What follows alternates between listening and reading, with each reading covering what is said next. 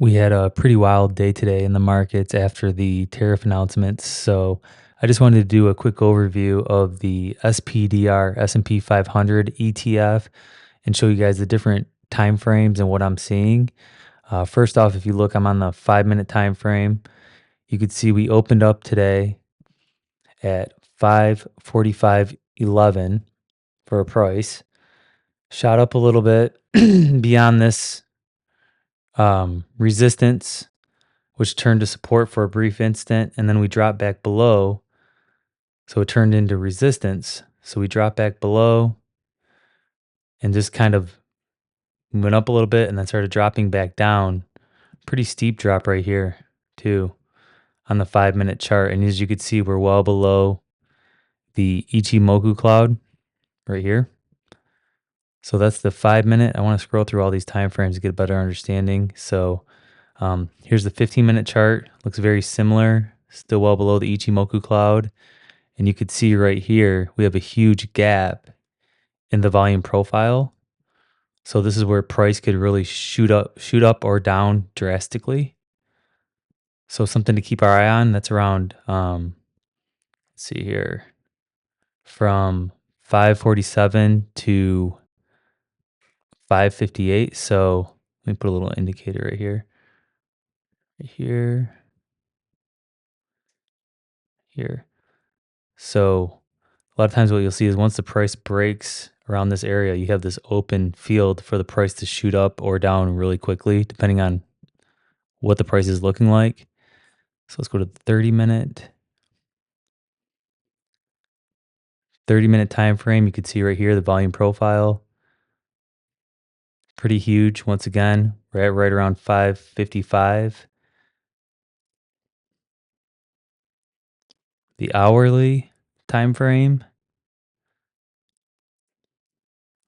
We are also looking at this volume profile right here, where we can have a large gap up or down. And one thing I'm looking at is to see where the next support is. So what I mean by that is if you look on the daily chart, or I'm sorry, the weekly chart, you're going to see support, this little dotted green line right in this area right here. So there's a support right there.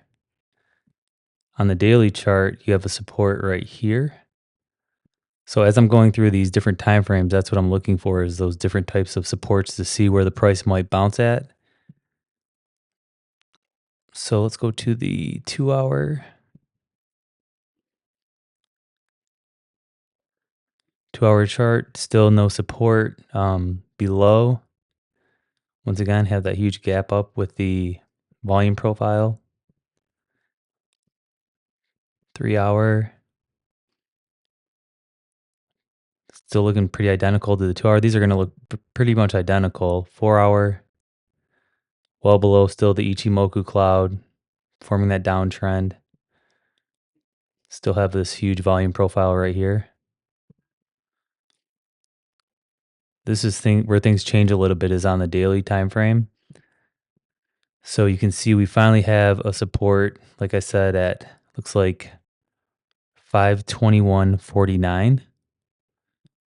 So we had all this volume profile right here where the price was kind of staying within this range.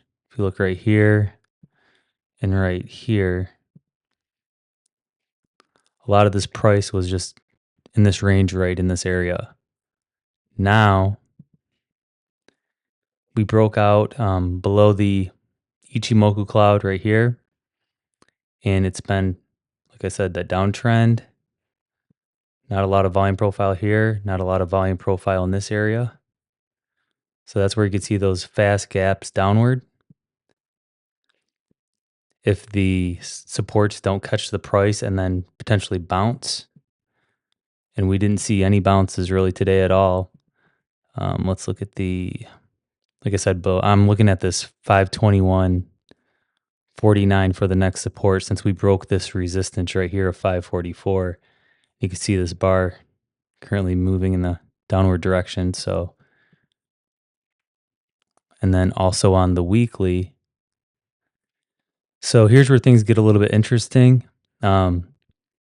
we have this cloud right here where the price tends, like I said before, the price tends to get into this cloud and could disconnect as support. So I'm keeping my eye on this area. This is pretty, not a hugely thick cloud, but it's pretty decent. So there's not a lot of volume profile going down to this next support, which is 495, right in this area. So keeping my eye on this. If this continues to trend down, we have a bunch of volume profile in this area right here. And you can see this is kind of where the 200-day moving average is. Oops. You can see this 200-day moving average right here. So a lot of times stocks get bought up around that 200-day moving average.